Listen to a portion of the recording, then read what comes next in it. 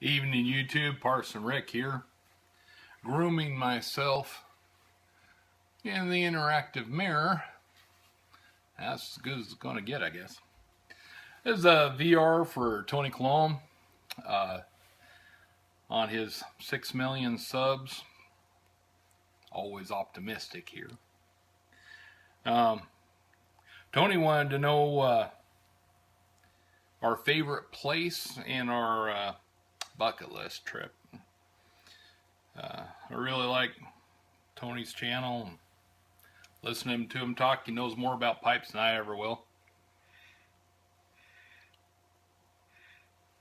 So I appreciate all that. And it's a hard question. I've been having a very difficult time. I've been in 39 states and a couple of countries, and I travel around quite a bit within my range. And so a favorite place would be really hard to come up with. I've got some places I love. I love the saddle between the North and Middle Sister. Get up there early enough to watch the sun come up over eastern Oregon. Been up through both ends of Canada, Alberta, British Columbia. My last wreck was in British Columbia. Broke my pelvis. And yeah, on the motorcycle.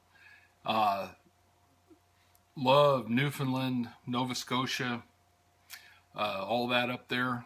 And I love Belfast. Love Northern Ireland. My wife and I went over to Ireland for a few weeks several years ago, and we spent the first week on our own in Northern Ireland. We stayed in a town called Portrush, right up on the north coast. You can see Scotland from there. And we just had a wonderful time, and the people were absolutely perfect to us. Much different than when we were in Dublin and the Republic later on. There were so few Americans up in Northern Ireland that we were treated very specially. We'd be on the train, and we'd take the train from one place to another. And this one day we got on the train. We had taken three train trips since we'd been up there at the first, and we flew in to Antrim outside of Belfast, and then we took the train up to Portrush where our hotel was. And so we were down at the train station every day, and the station master would always ask us where we were going. And one day we were going, we had a pretty long trip. We were going down to Belfast, and then we were going out to Antrim and on the coast. And we got on the train, and the station master, he asked us where we were going, and we told him. Well, when we embarked, the conductor came up to us and he goes, "You're the Americans then." And lovely brogue that I have. And we said, "Yeah, we are." And he goes, "And you're going to Belfast?" And, "Yeah, we are." "Well, you just stay on this train, and when the sign says, whatever the next stop was, you get off there." So, and they have electronic boards in the trains, and they tell you where you are, and the little dong at the next stop. Well, the conductor came and got us, and he says, "All right, now you're going to get off here, and when you get off here, you walk across the tracks. Here, I'll show you." And he shows us across the tracks where to set and wait till this train comes. So we did, and a few minutes later, the train came. Doors open. Conductor comes out. He goes, "You're the Americans then?" And we said, "Yeah, we are." And he goes, "And you're going to Belfast?" And I said, "Yeah, we are." And he said, "All right then." And he says, "Come on in." He sat us down. And one thing we love to do is the trains just go back and forth. So half of the seats go one way and half the seats go the other way. And in the middle, where the directions change, there's a table. We'd always sit at the table, and somebody'd always sit with us, and we talked to people who lived there, and we met many wonderful people. And so we were going there, and we we got to that stop. The conductor came and got us. And he said, now you'll be getting off here. And when you get off, you go across there and you wait in those benches. And when that train comes, you get on it. And so we did. And this went on over and over. Every time the train had stopped, the conductor would come out and he goes, so you're the Americans then? And it was like, we began to anticipate it. And we stopped at this, we went to Belfast and we got back on and we were heading out to Antrim. And we got back on and get on the train. So you're the Americans? And yes, we are. Okay, we'll go up here, sit down. And we got to a little town called Carrickfergus, and we were getting a little peckish. And so the guy comes and he makes sure we get off. He says, now you go over there and you go through the station and there's a station master there. You check in with her now. And so we checked in with the station master and we said, where can we get something to eat? And she told us, well, you go through these archways and you can't see the full expanse of my expressiveness. I'm sorry for the limitations of the device.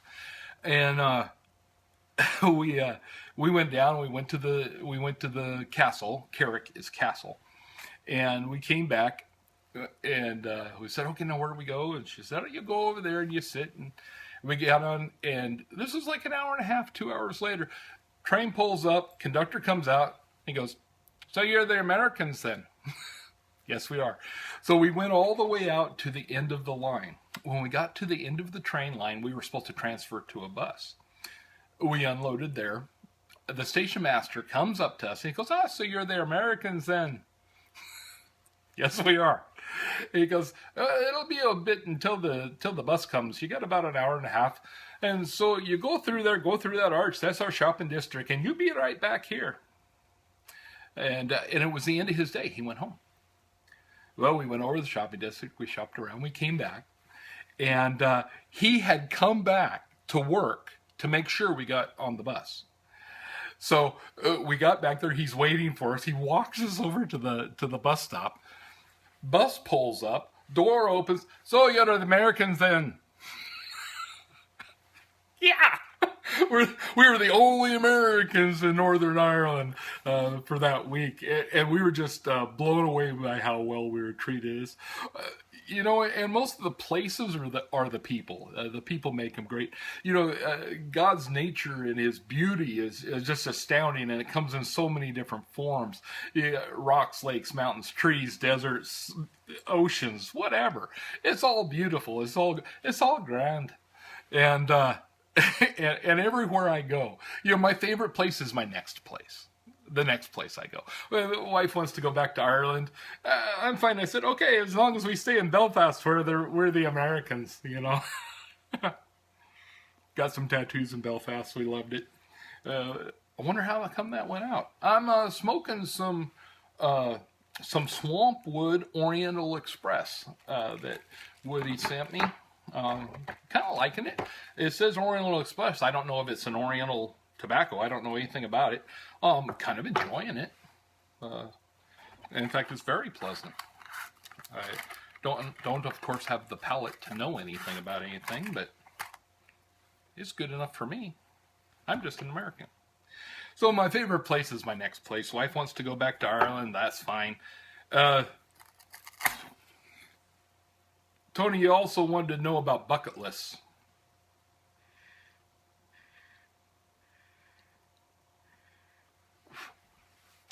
Well, this year, actually in August, I before I started making videos, I actually knocked off my main bucket list. When I was a baby, when I was first born, my dad was stationed up at Fort Greely in Alaska, and I'd always wanted to go back to Alaska. And so this year, I found that JetBlue Airlines had a $179 round trip. And you can't afford to stay home at that price. So the wife and I went, and we went 2 weeks up there. What was so funny is it was funny to me. I mean, not funny to you, but funny to me, Anyway, we were going up there, and I was taking my motorcycle up to the shop to be worked on while we were gone. And I stopped in this little town called Shed. And in Shed, my cousin Leon owns the store. And we stopped in there, and unfortunately, this was a Thursday, and I was stopped to tell him that I wouldn't be at the family reunion on the following Sunday. And he looks at me, he goes, "All right, where are you going now?" And I said, "We're going to Alaska." And he goes, "This is amazing." He says, "We've got 20 family members who are just now arriving in Portland from Alaska to go to what I was dodging." And it was a hoot. A lot of the kids I went to high school with, back in the Stone Age, moved up there and made their fortunes or not. But it's a great place for Oregon people, and we just had a ball. And my wife didn't want to go, but amazing how fast it goes up. She didn't want to go, but she didn't want to come home either when we were gone. So she wants to go back to Ireland this year. I don't have a location for my bucket list, but I have a trip. I have a journey.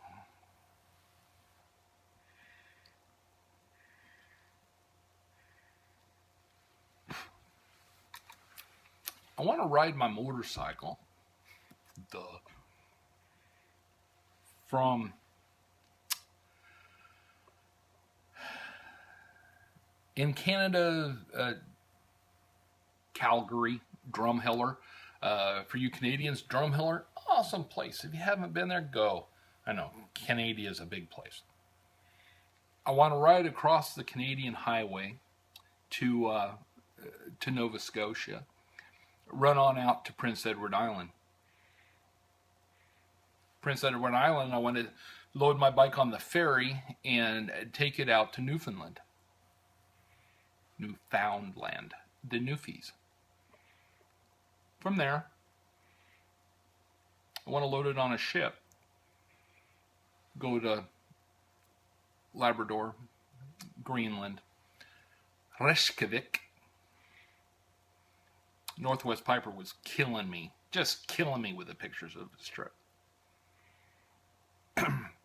So Greenland, Iceland, over to Sweden, on back down Scotland. I've got a lot of Scottish friends there, and not friends, family, who I've never seen, of course. Most of my American family came over. Some came over on the Mayflower, and many thereafter. So I like a trip. I like the journey. I like the people you meet on the way. The scenery is awesome everywhere you go. My daughter and I took a long trip when she was almost 16, and we got down to Grand Canyon. We'd just come from Bryce Canyon and Zion and all that. We were on our way to Dallas. I said, "Well, you want to go down the Grand Canyon?" And she goes, "I've seen enough rocks." Perspective, I guess. Oh, man, time has slipped away. So, Tony, love your channel, brother, and hope to meet you someday. A lot of people want to send me up to Astoria, and we'll do that one of these days. So, sooner than later. Here, there, or in the air, brother. So everybody, God bless. Good night.